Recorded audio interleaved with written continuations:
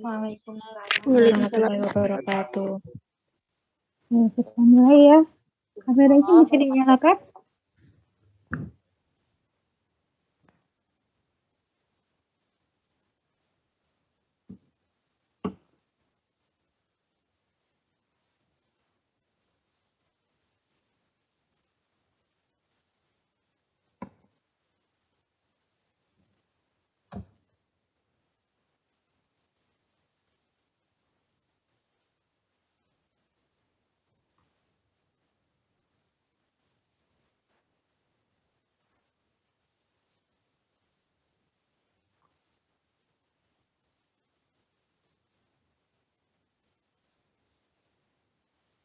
Baik, saya mulai saja ya. Pagi ini kita lanjutkan terkait dengan materi rekonsiliasi yang kemarin hari apa itu? Selasa malam ya, kita sudah membahas terkait dengan beban dan penghasilan pendapatan. Nah, sekarang kita mulai masuk ke rekonsiliasinya ya. Jadi nanti di sini saya ajari step-stepnya. Gimana teman-teman harus melakukan rekonsiliasi, apa yang harus teman-teman perhatikan di sini. Jadi nanti kalau ada yang tidak paham, langsung di-cut ya, karena ini nyambung terus. Jadi terkait dengan apa istilahnya ya, pemahamannya itu harus bersambung. Jadi kalau teman-teman ada yang nggak paham di satu titik, nah nanti ngerjakannya juga teman-teman agak kebingungan. Nah, di situ juga sudah saya share ya di e-learning. Ya, mungkin sudah teman-teman baca. Nah, ini kita mulai masuk ke rekonsiliasi fiskalnya. Oke, bentar, masih ada ini masuk. Nah, terkait dengan rekonsiliasi fiskal, mungkin di pertemuan awal juga sudah sempat saya singgung. Pasti rekonsiliasi fiskal, kemudian kenapa harus melakukan rekonsiliasi gitu ya. Sama halnya kenapa harus melakukan rekonsiliasi terhadap bank gitu ya, karena di situ ternyata ada apa? Ada dua persepsi gitu ya. Persepsi pencatatan dari sisi nasabah dan persepsi pencatatan dari sisi bank. Yang ternyata di situ ada suatu hal yang tidak tersampaikan pada akhir bulan, itu yang mengakibatkan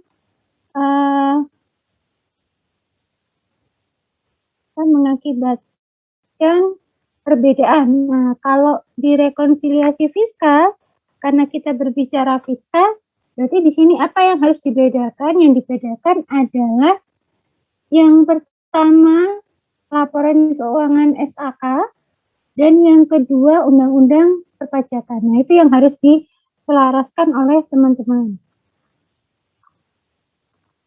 Nah, ini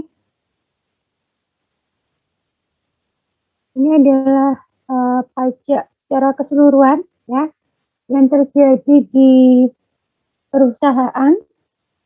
Nah, ini juga sempat saya singgung ya. Jadi satu peristiwa itu kita tidak bisa berbicara hanya terkait dengan jurnal yang biasa teman-teman pelajari, tetapi di sini ternyata yang awalnya mungkin teman-teman kalau hanya terkait dengan penjualan ya berarti kas atau piutang bertambah gitu ya, kemudian persediaan berkurang, hanya terbatas pada itu, atau nanti muncul HPP. Nah, tapi ternyata kalau kita sudah berbicara pajak, berarti kita berbicara terkait dengan apa? Terkait dengan undang-undang. Salah satunya munculnya faktur pajak. Kalau memang itu terkait dengan penjualan, misalnya perusahaan adalah perusahaan jasa, kita juga berbicara PPNI ya, PPh 23 juga iya, gitu ya. Kemudian ada beberapa industri yang dikenakan PPh 22. Nah, itu yang harus teman-teman pahami di sini. Jadi yang tadinya jurnal yang selama ini kami pelajari itu ya hanya sederhana gitu aja. Nah, ternyata begitu muncul pajak gitu ya, muncul akuntansi perpajakan, ternyata ada jurnal yang selama ini teman-teman lewatkan, salah satunya PPN, PPh 23, mungkin pasal 4 ayat 2. Nah, itu yang mau tidak mau harus sekarang teman-teman biasakan di situ, ya. Nah, di sini ada ilustrasi bagaimana perusahaan ini ya. Yang pertama memotong PPh 21 atas gaji, kemudian melakukan penyerahan, barang atau jasa maka dikenakan PPN. Kemudian dipotong PPh 23 kalau perusahaannya murni perusahaan jasa. Nah, ini adalah, beberapa hal gitu ya, yang harus teman-teman pahami. Nah, di sini terkait dengan penghitungan pajak perusahaan, sebenarnya, hampir sama gitu ya, juga sudah teman-teman pelajari di perpajakan, di mana caranya adalah penghasilan dikurangi beban. Ya, ketemu PKP, kemudian dikalikan dengan tarif. Tarifnya nanti dikurangi dengan kredit pajak. Itu yang sudah teman-teman pelajari di perpajakan. Tetapi, nah ada tetapinya, ternyata dalam membentuk penghasilan maupun beban, itu banyak hal-hal yang kemarin gitu ya, yang kemarin hari Selasa itu sempat kita bahas. Oh, ternyata yang beban ini nggak boleh ya, Bu. Oh, yang ternyata yang beban ini boleh, berarti harus dilakukan koreksi. Nah, itu adalah fungsi dari rekonsiliasi fiskal. Jadi yang selama ini teman-teman pelajari bukan salah ya, sekali lagi bukan salah. SAK itu tidak salah, tetapi teman-teman harus harus mengkondisikan gitu ya, mengkondisikan laporan keuangan itu harus sesuai dengan undang-undang perpajakan. Nah, kemarin contohnya, terkait dengan beban kendaraan. Nah, Bu, kalau memang disusutkan, ya disusutkan aja, kalau memang mengalami depresiasi atau amortisasi, ya tiket tinggal dikurangkan, iya. Tapi ternyata ada kriteria tertentu yang tidak memperbolehkan. Ya, teman-teman merujuknya ke mana? Ke pasal 6 dan pasal 9. Nah, itu yang kemarin sudah kita pelajari ya dalam bentuk tabel. Nah, ini, terkait dengan ilustrasi sederhananya. Nah, di sini terkait hakikatnya, pelaksanaan pembukuan berdasarkan kebijakan akuntansi perusahaan, nah SAK ya, berbeda dari ketentuan perpajakan. Berbeda dari ketentuan perpajakan. Nah, di sini mengakibatkan perbedaan yang timbul terkait pengakuan pendapatan dan beban. Nah, sekali lagi, kita bisa melakukan koreksi itu hanya di pendapatan dan beban atau di laba ruginya, ya, atau perbedaan konsep penghasilan. Maka dibutuhkan penyesuaian. Diperlukan untuk menghitung PKP atau penghasilan kena pajak dari laba akuntansi yang telah dilaporkan perusahaan. Jadi, kalau orang yang tidak paham terkait dengan akuntansi perpajakan, ya dia hanya tinggal berapa laba perusahaan dikalikan tarif. Berhenti, sudah selesai gitu ya. Nah, tapi ternyata setelah teman-teman mendapat mata kuliah akuntansi perpajakan, jadinya tahu, oh ternyata yang ini boleh loh Bu, yang ini nggak boleh. Yang ini harus dilakukan koreksi, yang ini tidak. Tuh, terkait dari hakikat apa sih rekonsiliasi itu sendiri. Nah ini, teknik rekonsiliasinya, nah ini ya sudah mulai main logika kita di sini.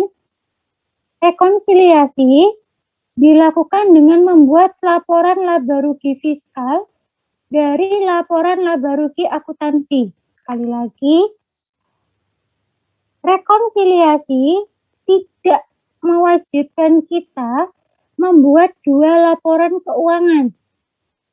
Kenapa? Karena dasarnya rekonsiliasi fiskal itu dari laporan keuangan komersial. Jadi yang sudah ada laporan keuangan komersial itu kita sesuaikan ya, apalagi kita sesuaikan dengan undang-undang perpajakan. Laba rugi akuntansi disesuaikan dengan koreksinya untuk mendapatkan nilai pendapatan atau beban menurut fiskal. Jadi kalau menurut fiskal, berarti yang sudah sesuai dengan undang-undang perpajakan. Cara ini tepat untuk tujuan pajak. Jadi sekali lagi, jadi perusahaan itu tidak perlu membuat 2 laporan keuangan. Bu, misalnya nih teman-teman sudah bekerja gitu ya, oleh perusahaan saya disuruh bikin 2 laporan keuangan, Bu. Satunya berdasarkan SAK, satunya berdasarkan undang-undang perpajakan. Itu tidak perlu. Yang ada apa? Hanya buang-buang waktu. Karena pada dasarnya laporan keuangan komersial itu bisa kalian susun di akhir tahun pada saat laporan keuangan komersial sudah selesai. Ya. Kemudian koreksi dilakukan dengan menambah atau mengurangkan. Jadi bukan berarti Bu kalau dikoreksi itu selalu dihilangkan ya, tidak. Jadi kalau melakukan koreksi itu bisa jadi lebih tinggi atau bisa jadi lebih rendah. Ya, teknik koreksi ini disajikan dalam catatan atas laporan keuangan. Jadi misalnya perubahan terkait dengan penyusutan. Nah, karena perbedaan metode itu harus disajikan dalam CALK. Bahwa misalnya Bu perusahaan di mesin itu menggunakan unit satuan. Kemudian karena kita lakukan koreksi fiskal, nah di situ ternyata misalnya mesin itu masuk kelompok 2 yang 8 tahun. Nah, berarti di situ harus disebutkan dalam CALK bahwa perubahan ini yang mengakibatkan apa? Nilainya berbeda antara SAK keuangan ya, antara SAK dengan apa? Dengan laporan fiskal. Oke, ada pertanyaan dulu sebelum saya lanjutkan. Silakan.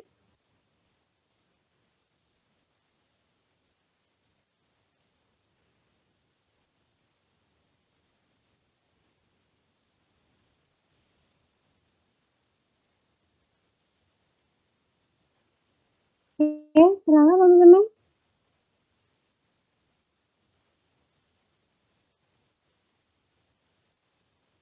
Belum ada sepertinya, Bu. Belum ada ya? Oke. Lanjutkan kalau begitu ya. Nah, di dunia praktek ya, teknik rekonsiliasi yang lebih banyak digunakan untuk tujuan pengisian SPT. Namun, penyajian dalam CALK menggunakan teknik koreksi positif atau negatif atas laba sebelum pajak. Jadi sebenarnya yang disajikan di CALK itu malah lebih simpelnya. Ya, itu terkait dengan teknik rekonsiliasi. Nah, nih, trade-off akuntansi perpajakan. Ya, jadi kenapa sih kok bisa labanya, Bu? Laba yang dihitung perusahaan tuh salah ya, bukan salah ya. Laba yang dihitung perusahaan itu ya sudah dalam kondisi yang memang sebenarnya.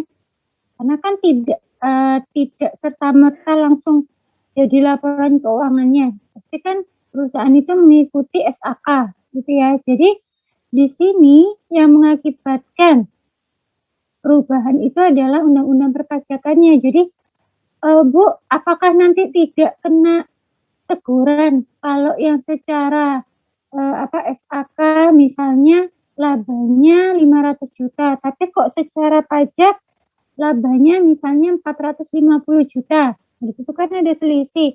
Apa itu kita nanti nggak dapat teguran? Tidak, selama apa? Selama kita sebutkan dalam CALK. Perubahannya yang ada itu di mana? Misalnya tadi terkait dengan teknik teknik penyusutan. Nah, itu harus disebutkan. Di sini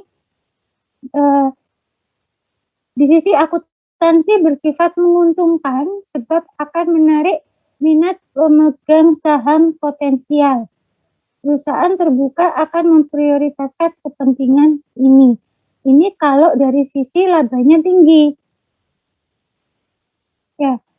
Tetapi kalau kalau labanya rendah, nah, di sisi perpajakan bersifat tidak menguntungkan sebab meningkatkan beban pajak yang harus dibayar. Jadi ada dua apa istilahnya? ada dua sisi mata uang ya di sini ya. Jadi yang kalau misalnya labanya tinggi, maka apa perusahaan senang, investor senang nih.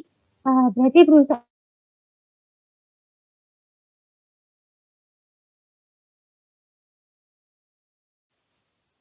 rugi ya, Pajaknya ruginya juga dalam besar. arti gini, nah pajak yang dibayar juga harus besar. Begitu juga sebaliknya, kalau, labanya kecil, kita mau narik investor itu juga agak kesulitan. Ya, tapi dari sisi pajak, kita tidak harus membayar pajak yang cukup besar. Nah itu, jadi, trade off-nya seperti itu. Jadi, istilahnya kalau kita mau bilang, "Bu, mana yang menguntungkan perusahaan?" Dua-duanya tidak ada yang menguntungkan kalau saya bilang. Tergantung apa? Tergantung dari mana kita lihatnya. Kalau kita lihat dari sisi investor, kita pasti melihatnya apa? Mana nih laba yang paling tinggi, gitu kan? Mana nih perusahaan yang bisa menghasilkan laba yang cukup besar dan menjanjikan, gitu kan? Nah, tapi kalau dari sisi, perusahaan, pengennya gimana? Pengennya ya bayar pajaknya jangan besar-besar lah, Bu. Ya, nanti apa namanya, laba saya habis hanya untuk bayar bayar pajak. Itu. Jadi itu trade off dalam akuntansi. Nah, di sini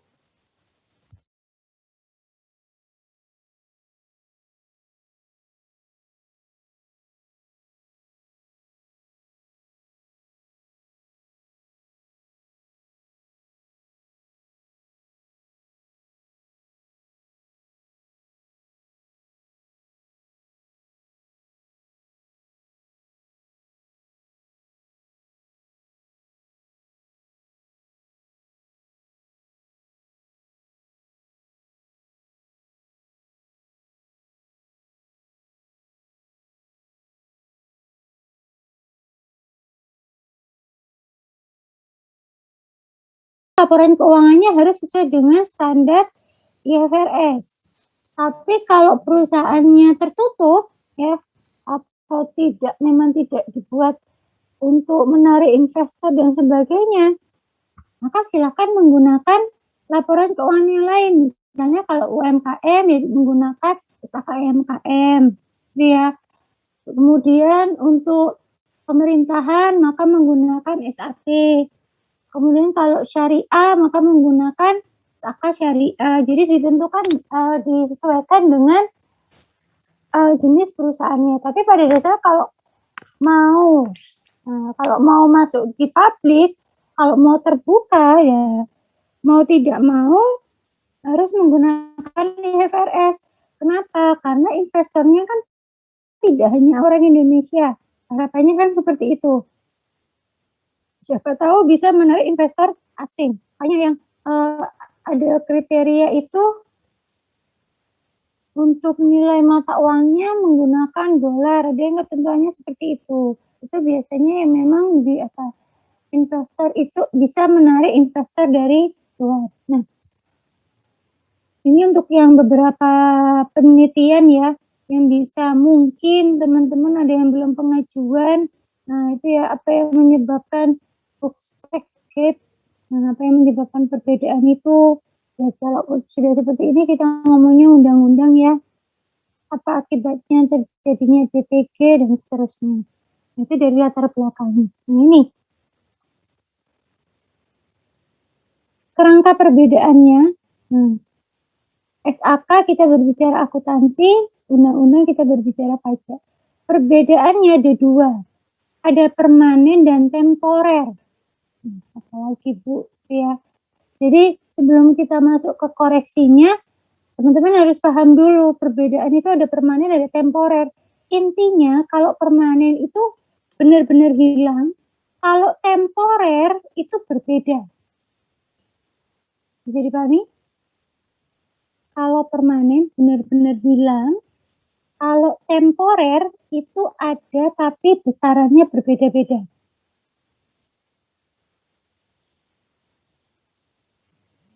Bisa dipahami? Bingung?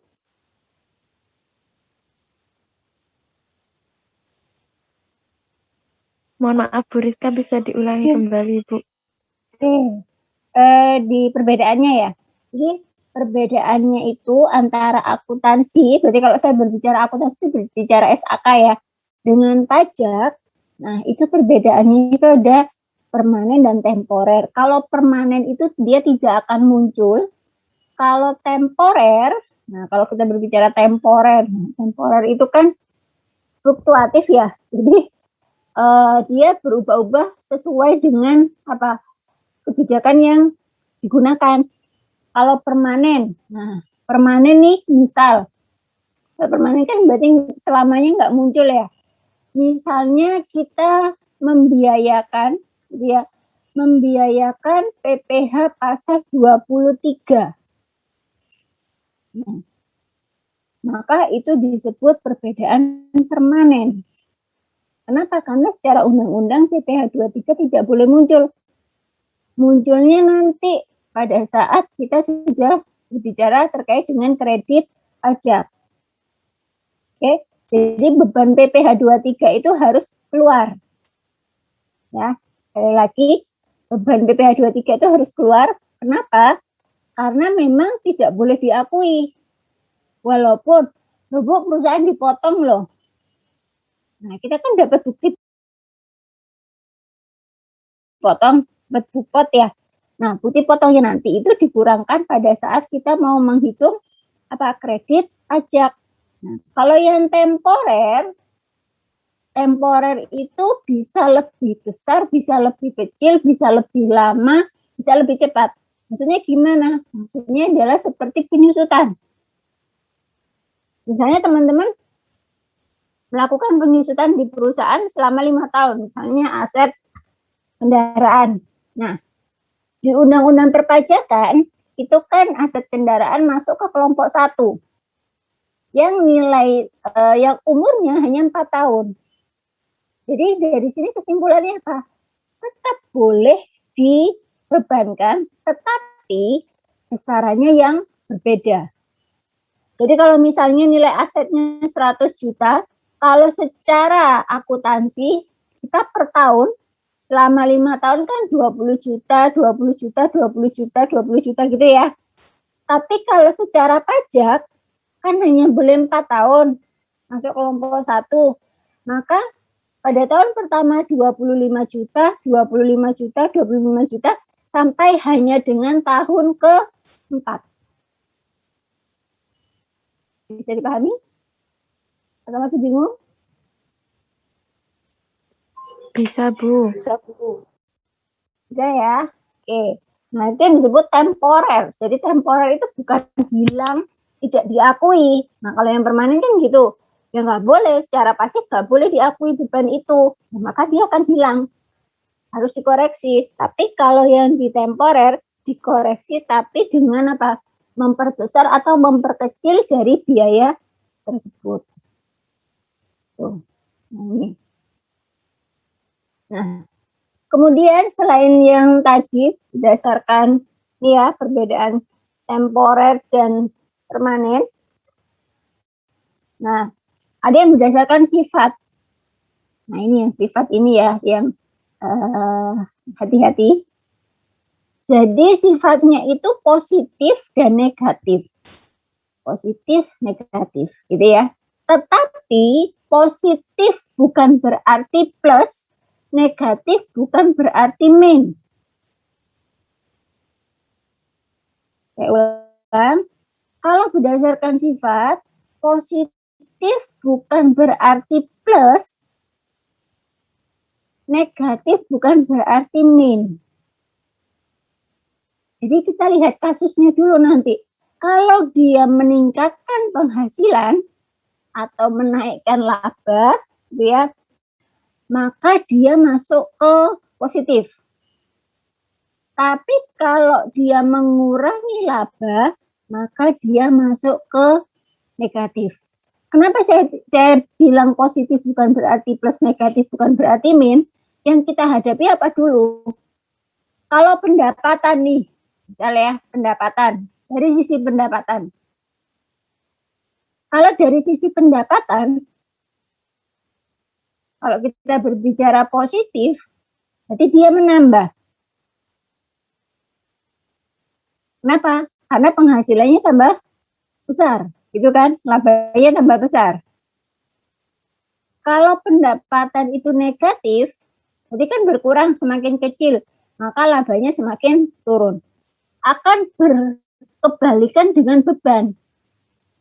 Beban kalau positif, ya, beban kalau positif, dia akan meningkatkan penghasilan atau mengurangi penghasilan, atau meningkatkan laba atau mengurangi laba. Mengurangi laba, menurunkan penghasilan. Nah, yang lainnya paham? Kalau tidak paham, Oke, Bu, paham. paham. Oke, Mbak Olivia, tadi Mbak siapa? Lupa saya. Anissa, Bu. Ya, Mbak Anissa.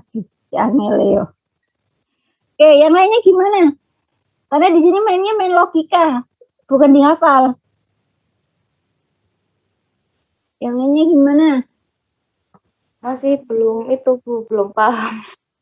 Belum nggak? Oke, saya ulang ya. Diulangi lagi, Bu. Oke, diulangi dari yang mana? Diulangi dari yang mana, Mbak Alfi? Yang tadi, Bu, yang beban itu, Bu, masih belum masuk, Bu. Yang positif negatif. Ya, Oke, yang temporer sama anu sudah clear ya? ya sudah itu. Oke, saya ulang lagi nih berdasarkan sifat ya. Oke. Jadi untuk berdasarkan sifat, positif itu bukan berarti menambah ya. Negatif bukan berarti mengurangi. Kenapa? Karena yang kita lihat di sini adalah pendapatan dan beban. Pendapatan dan beban ini kan dua hal yang saling bertolak belakang. Oke ya. Nah, misalnya nih dari sisi positif. Positifnya siapa dulu nih?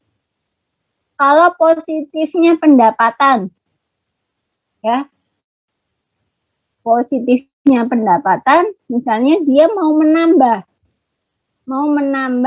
laba, ya, berarti kan meningkatkan penghasilan ya, penghasilannya bertambah, labanya bertambah.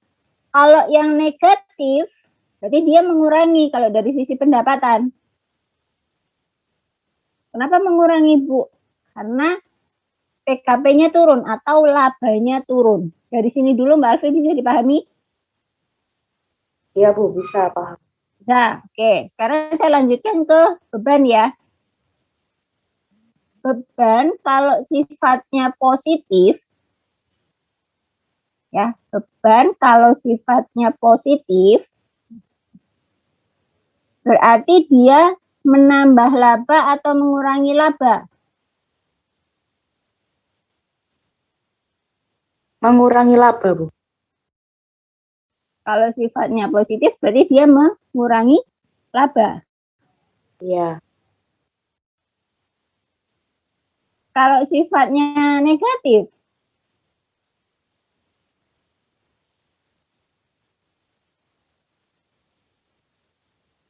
gimana Mbak Alfi?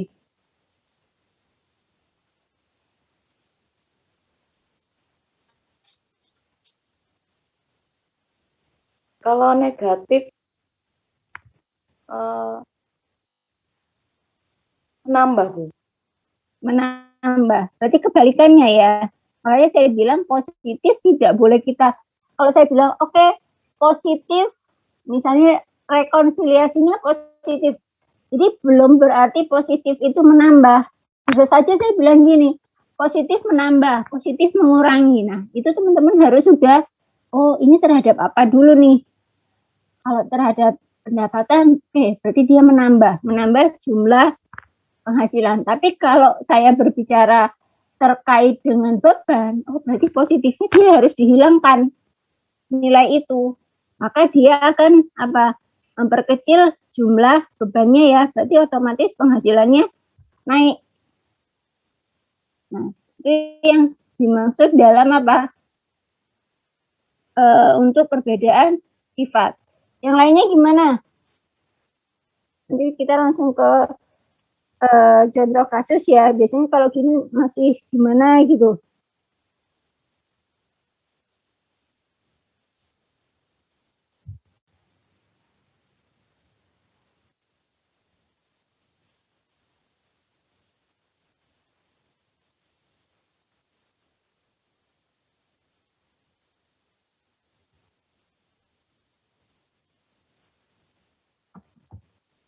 Oke, untuk yang jangka waktu tadi ya sudah.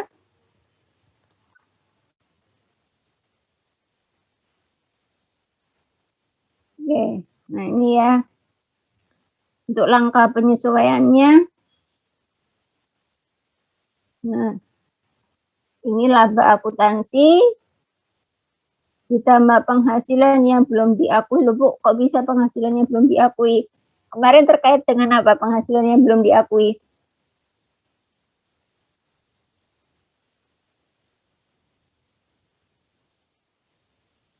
Terkait dengan apa? Penghasilan yang belum diakui. Kemarin pada saat kita bahas penghasilan penjualan.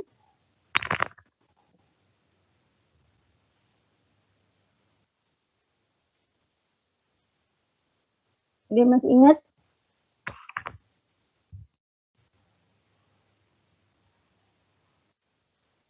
Terkait dengan kalau penghasilannya itu dikurangi dengan pajak.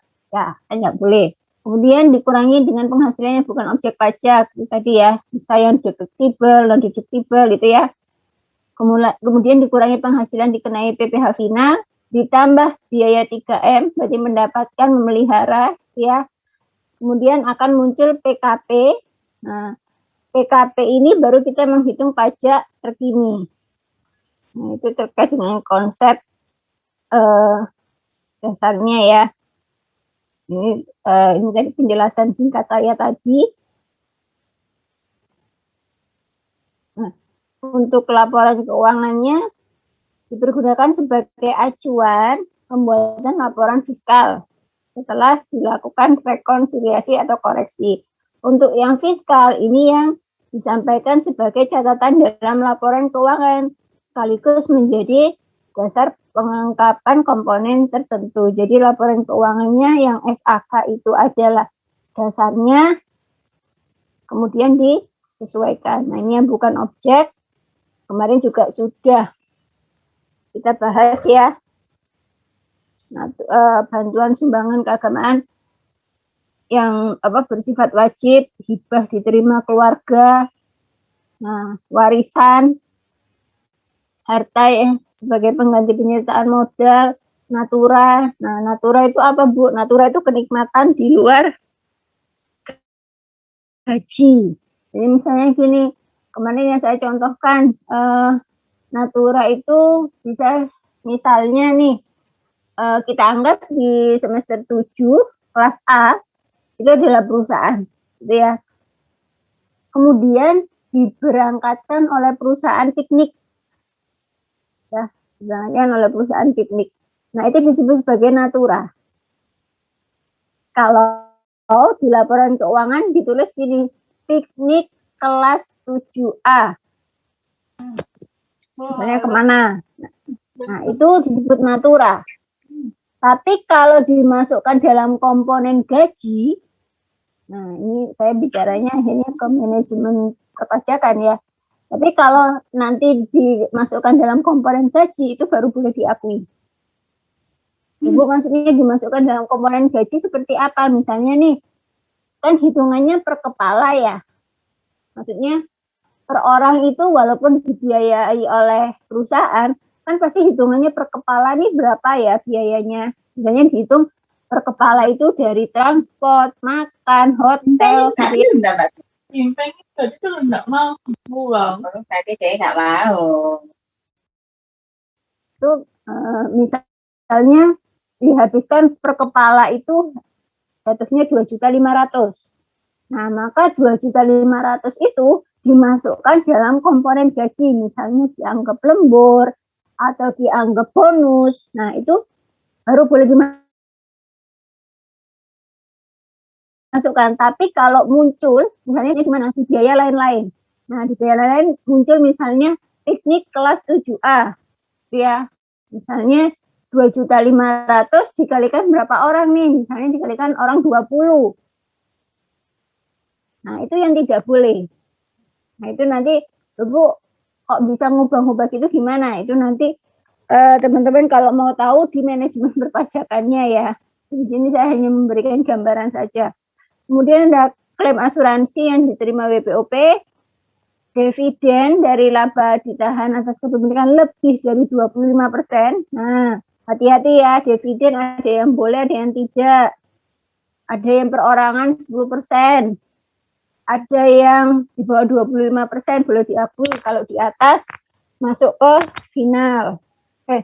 Kok ke final tidak termasuk objek pajak. Iuran, kemudian penghasilan investasi oleh dana pensiun, bagian laba diterima anggota persekutuan, beasiswa, gitu ya. Nanti kita lihat beasiswanya seperti apa. Jadi ini yang bukan objek pajak.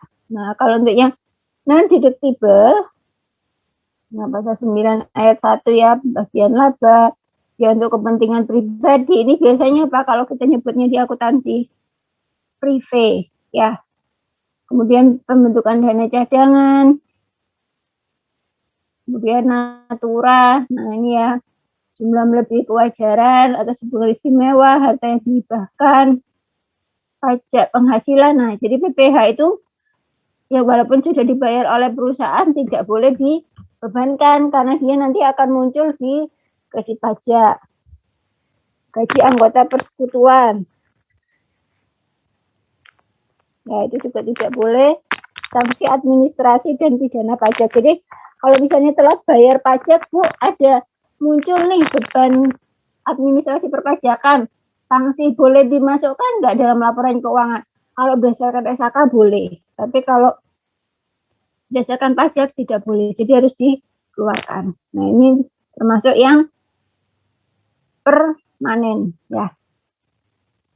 Nah, ini kemarin juga sudah ya, pengobatan secara cuma-cuma oleh bagi pegawai. Nah, ini kalau perusahaan memiliki klinik atau rumah sakit sendiri ya. Kalau penggantian oleh pihak ketiga boleh. Makan siang bagi sebagian tidak boleh. Kalau seluruh boleh. PPh 21 ditanggung. Perusahaan nggak boleh. Tapi kalau tunjangan PPh 21 itu boleh. Biaya jamuan tanpa daftar normatif itu tidak boleh. Kalau dilengkapi dengan daftar normatif atau nominatif itu yang diperbolehkan. Untuk yang final, kemarin juga sudah kita bahas. Oke, mungkin teman-teman bisa melihat di contoh rekonsiliasi yang sudah saya share. Ada nggak di e-learning? Ada, Bu. Ada ya? Nah, itu.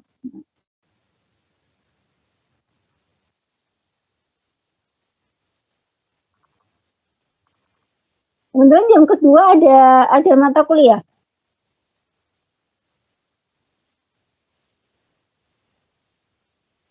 Jam 1, Bu, adanya teori akuntansi. Bu Zeni? Enggak, Bu. Iya, Bu. Oke, sebentar ya.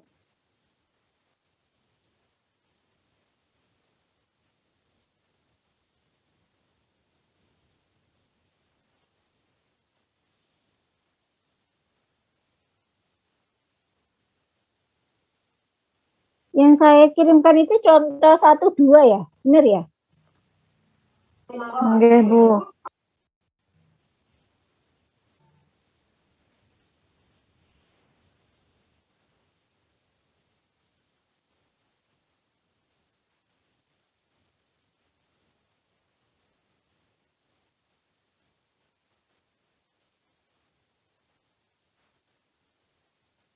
Oke. Teman-teman silahkan lihat di itunya ya, di contoh soalnya saya munculkan tabelnya. Karena ini kalau buka Persisian di Zoom-nya nggak mau muncul.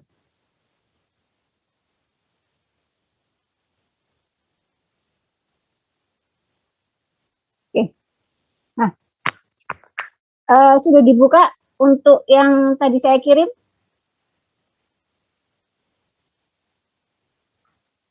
Sudah, Bu. Sudah ya.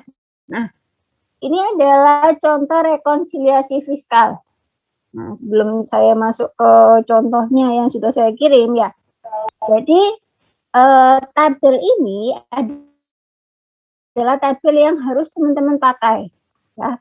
Di sini ada keterangan itu adalah keterangan item apa saja, akun apa saja, gitu ya. Kemudian menurut akuntansi ini adalah menurut SAK.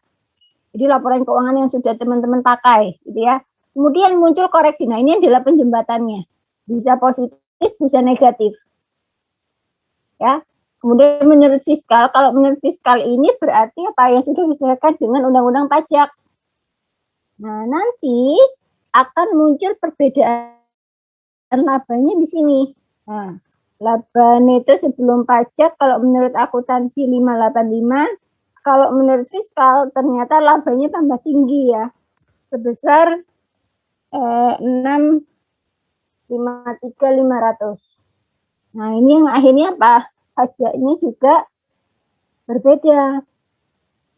Ya, kalau kita kalikan akuntansinya misalnya dikali 25% ya, misalnya peredaran bruto di atas 48. Nah, saya masih pakai yang lama ya, masih pakai yang 25%, yang sekarang kan 22%. Nah, di sini maka 585 dikalikan 25%, ketemunya pajaknya itu sebesar 146 sekian.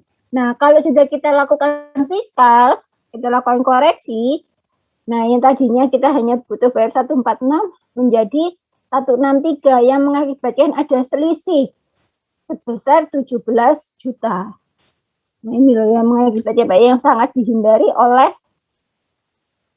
perusahaan. Labanya jangan tinggi-tinggi dong. Kenapa ya? Karena ada selisih di sini ya. Oke. Jadi ini, nah kan jadi satu ya. Jadi kenapa tadi saya bilang positif itu bukan berarti menambah, negatif itu bukan berarti berkurang. Karena memang dalam penyajian untuk pendapatan dan beban itu dijadikan dalam satu tabel. Nah. Oke. Sekarang kita lihat untuk contoh rekonsiliasi yang pertama.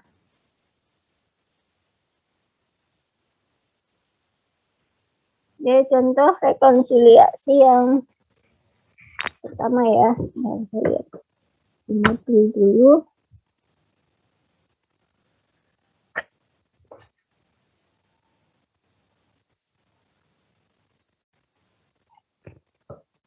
Oke.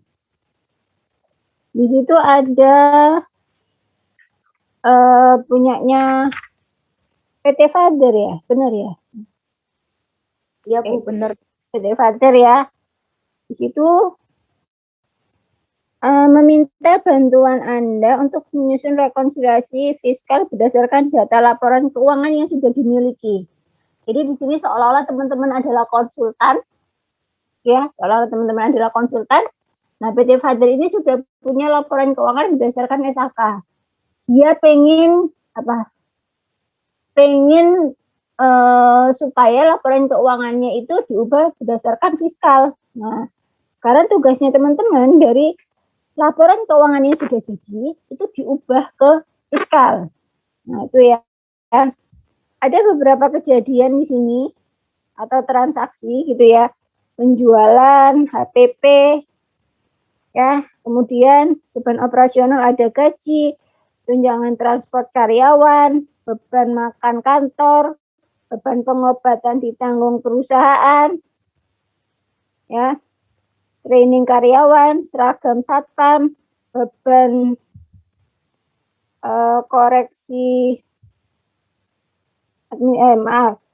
beban sanksi administrasi pajak, beban pengangkutan, beban pinjaman, cadangan penghapusan piutang, dan seterusnya.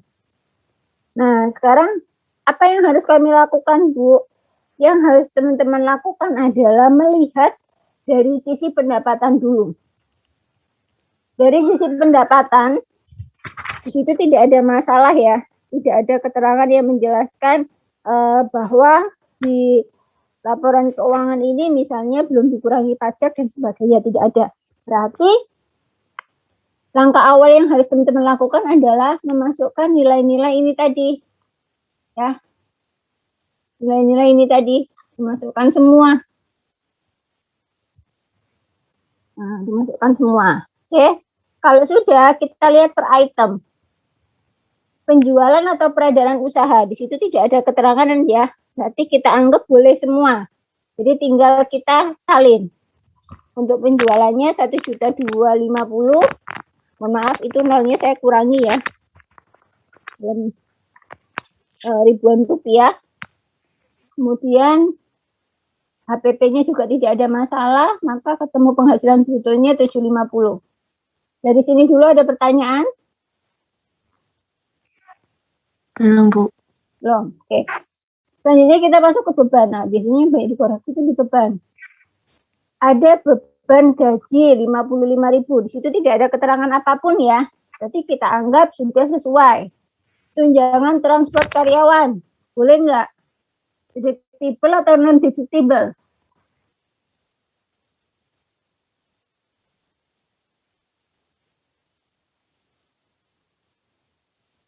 Deductible atau non?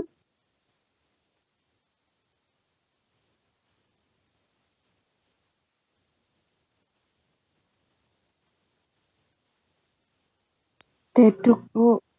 Deductible ya, diperbolehkan. Biaya makan. Nah, biaya makan kantor tidak ada keterangan untuk sebagian orang ya, maka boleh.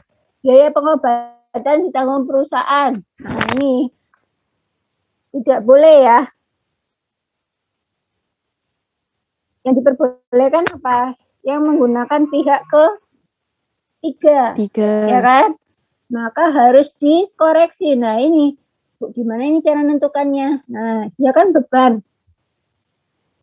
Logikanya gini. Dia nanti mau menambah laba atau mengurangi laba?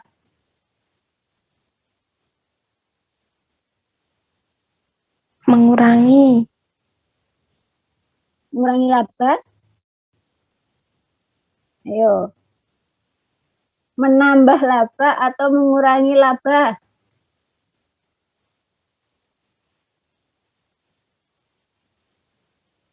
Kalau biaya ini tidak boleh diakui, ya, kalau biaya ini tidak boleh diakui sebesar 20.000, berarti kan harus bilang dia akan menambah laba atau mengurangi laba. Menambah laba. Nah, menambah berarti positif atau negatif? Negatif. Menambah laba, ayo.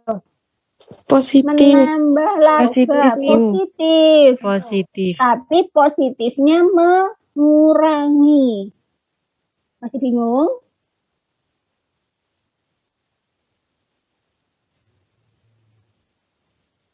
Tidak, Bu. Tidak, Bu, paham. Paham ya? Oke. Jadi kalau positif menambah laba, tinggal kita melihat ditambah atau dikurangi. Nah ini ya, dia positif, tapi positifnya bukan positif menambah, tapi dia kan bilang, jadi positifnya dia mengurangi. Bisa dipahami? Bisa, Bu. Bisa ya. Oke, next. Dia training karyawan, tidak ada masalah. Seragam satpam diperbolehkan. Administrasi pajak, nah dia masuk non-deductible ya. Nah, sekarang karena dia tidak boleh, dia masuk koreksi positif atau negatif?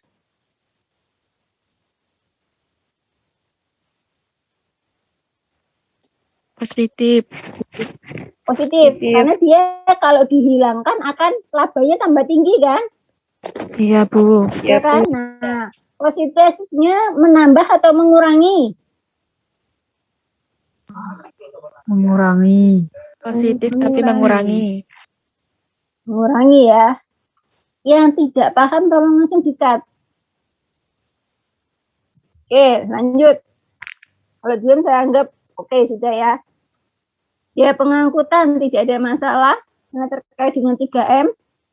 Bunga pinjaman juga tidak ada masalah. Nah, cadangan penghapusan piutang. Pada saat teman-teman mempelajari terkait piutang, boleh dicadangkan nggak? Tidak boleh untuk pajak. Nah, tidak boleh ya. Berarti di sini harus dihilangkan. Nah, masuk ke koreksi positif mengurangi. Kenapa positif? Karena dia akan meningkatkan jumlah laba. Oke, next ya. Biaya jamuan tanpa daftar normatif. Nah, non atau deductible? Non. Non ya. Nah, berarti harus dimasukkan positif mengurangi. Biaya listrik kantor tidak ada masalah. PBB, biaya materai tidak ada masalah ya. Penyusutan aset tetap. Nah, ini loh, Bu. Ini kok bisa muncul seperti ini? Nah, maka harus kita lihat di contoh kasusnya, ya kan? Ternyata aset, ya, bangunan permanen dan ada aset kelompok 1, maka harus teman-teman hitung dulu, ya. Harga belinya 400 juta, nilai residunya untuk yang bangunan permanen 50 juta. Untuk kelompok 1, harga belinya 60 juta, nilai residu 10 juta. Nah, maka harus teman-teman hitung dulu, teman-teman cari dulu berdasarkan fiskal. Kan yang menurut akuntansi sudah ketemu 40 juta. Ya, sekarang tinggal teman-teman hitung. Yang menurut apa? Menurut fiskal. Oke, untuk yang bangunan permanen, nah itu ya, untuk yang bangunan permanen, jadinya berapa di situ? Tinggal teman-teman bangunan permanen masuk berapa tahun? Bangunan permanen masuk berapa tahun?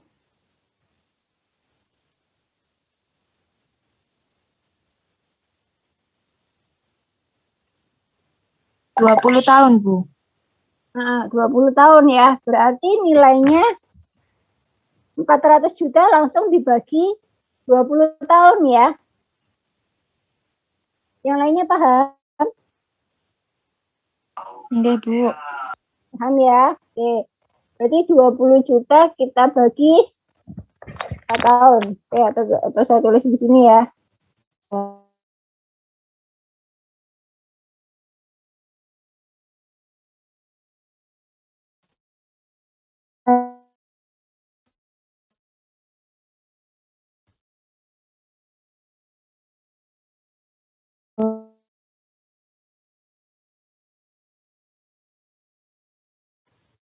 Umurnya kalau ini 10 tahun ya. Nilainya sebesar 400 juta.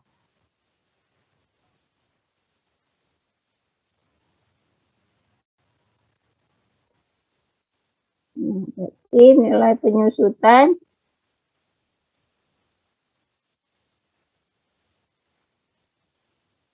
ini dibagi S. Ya.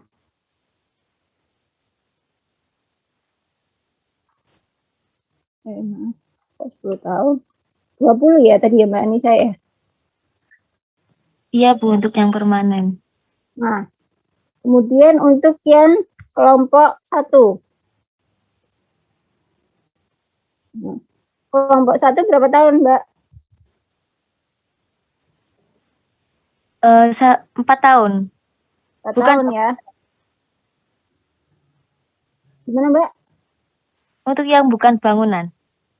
Enggak, yang kelompok 1. Ya, kan itu kan bangunan permanen. Untuk yang kelompok 1, yang aset masuk kelompok 1 kan berarti umurnya 4 tahun kan? Ya, untuk kelompok 1.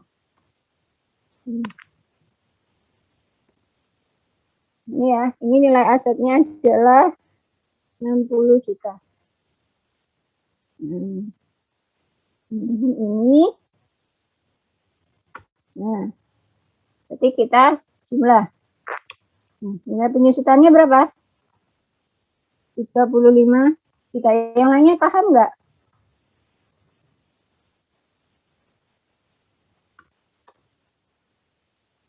Yang lainnya paham tidak?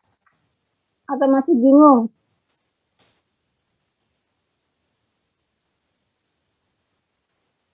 Halo, kelas 7A? Paham, Bu. Paham, Bu. Paham ya? Nah, ini kan berdasarkan fiskal ya, nilai penyusutan fiskal. Nah, per tahunnya sekian, 35 juta ya. Tapi secara komersial dihitung berapa tadi? 40 juta ya. 40 juta. Nah, nilainya adalah 40 juta. Padahal yang diakui bolehnya berapa? Saya tulis ya di sini, boleh namanya 35 juta kan. Nah, berarti di sini koreksi positif atau negatif? Ayo.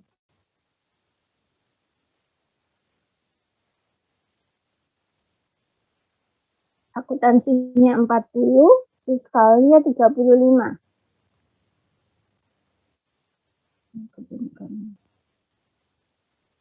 Berarti koreksinya positif atau negatif?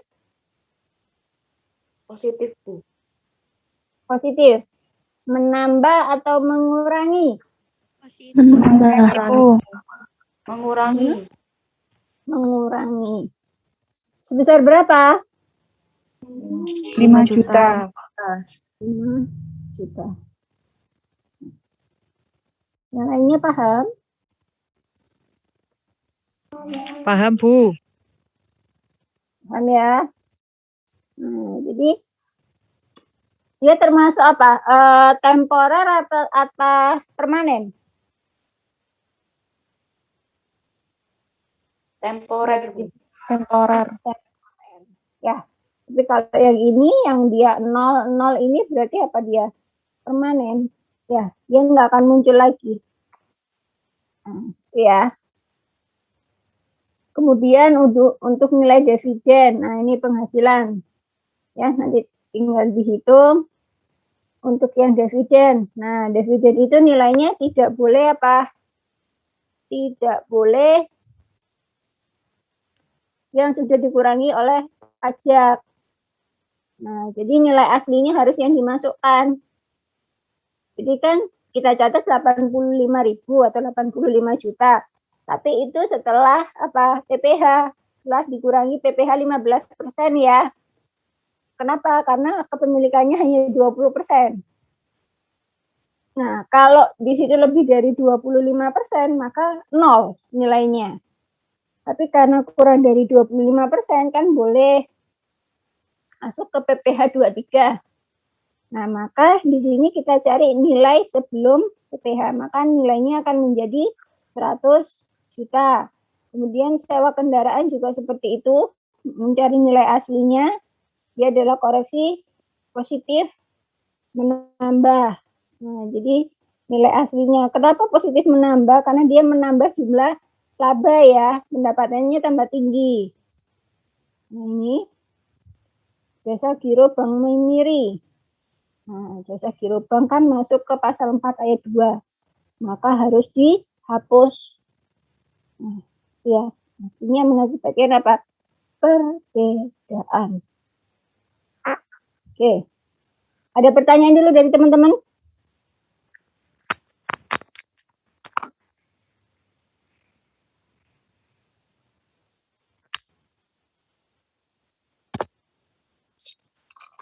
Silakan kalau ada pertanyaan.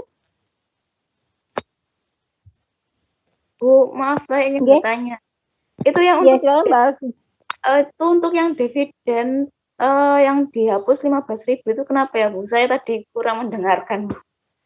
Bukan dihapus, ditambah 15%-nya nilai asli. Kan di awal saya bilang, kalau untuk penghasilan tidak boleh yang sudah dikurangi oleh PPh ya. Kan tercatatnya 85 juta nih Mbak Alfi. Ya, itu kan setelah dikurangi dengan PPh. Padahal harusnya harus nilai aslinya, tidak boleh yang dikurangi dengan PPh. Karena nanti PPh-nya muncul di kredit pajak pada saat sudah ketemu PPh terhutang. Nah, makanya nilainya yang awalnya 85 juta itu menjadi 100 juta. Oh iya Bu, ya. Ya, paham ya. Jadi dibalik. Logikanya sekarang dibalik ya. Begitu juga dengan sewa kendaraan, kan itu sudah dipotong PPh nih. Nah, maka yang dimunculkan harus nilai aslinya. Kalau keuntungan sisi kurs kan tidak ada keterangan di situ. Dana pengembalian PBB kan memang boleh ya, boleh dianggap sebagai pendapatan kalau memang lebih, karena yang tidak boleh itu adalah PPh. Tapi kalau Bu perusahaan bayar PBB ya silakan dibebankan. Yang tidak boleh itu PPh. Kemudian jasa giro Bank Mandiri. Nah, jasa giro kan masuk PPh pasal 4 ayat 2 fiskal. Nah, kalau untuk fiskal final. Nah, kalau untuk final kan tidak boleh dimasukkan dalam koreksi. Jadi tidak boleh dimasukkan dalam rekonsiliasi. Maka nilainya dia adalah 0. Jadi intinya kalau dia menambah laba positif, tinggal kita lihat nih, lihat beban atau pendapatan. Kalau beban positif berarti mengurangi, kalau pendapatan ya positif berarti dia adalah nilainya plus. Jadi kita lihat dulu akunnya apa. Jadi nggak bisa, Bu, pokoknya semua akun kalau yang positif menambah semua, nggak bisa. Ya, ini aja sama-sama positifnya. Tapi yang di sini mengurangi, yang di sini menambah. Oke? Ada pertanyaan dulu?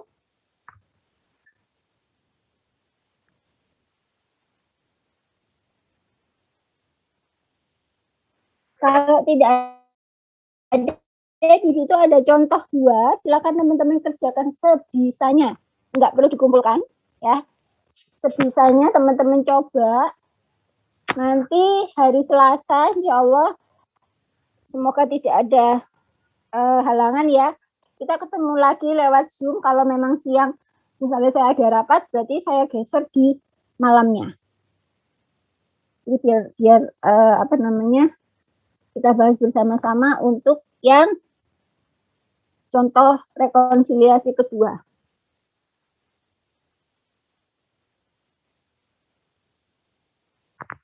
Oke. Tidak ada pertanyaan lagi?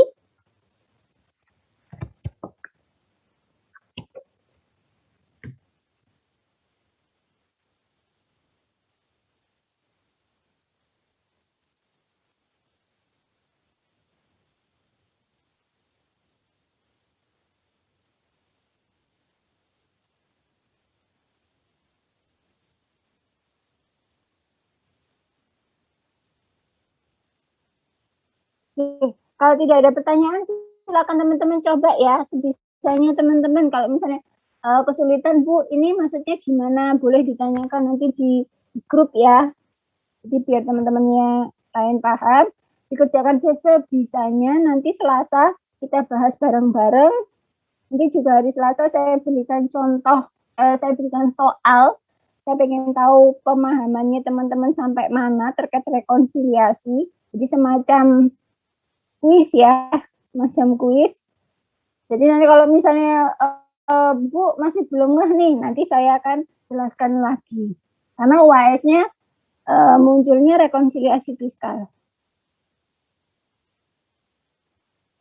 Bu, boleh minta ini file Excel-nya buat belajar lagi. Boleh. Iya, boleh. Nanti saya kirim habis ini ya. Nggih, Bu, makasih. Oke. Baik. Kalau tidak ada pertanyaan, Zoom-nya saya akhiri dulu ya. Oke, Kita ketemu Bu. insya Allah di Selasa lagi Nggih, dengan Bu. Zoom. Oke, terima kasih. Saya akhiri. Assalamualaikum warahmatullahi wabarakatuh. Waalaikumsalam Waalaikumsalam warahmatullahi wabarakatuh.